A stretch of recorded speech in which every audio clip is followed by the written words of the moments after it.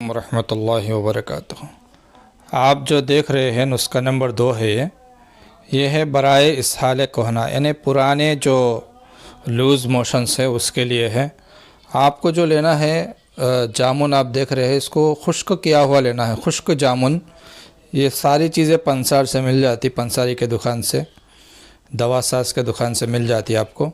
तो मगज़ खत्ता जामुन, मगज़ खत्ता आम, आम भी खुश्क किया हुआ मिल जाता आपको।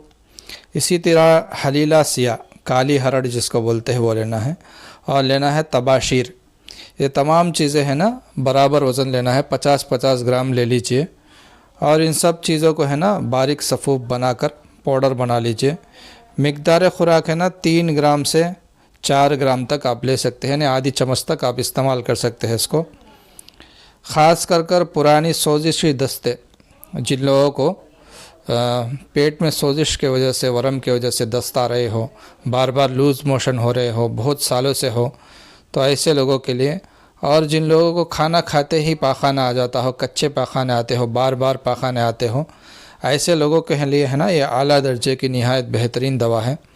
और बलगमी अमराज में भी ये दवा काम करती है।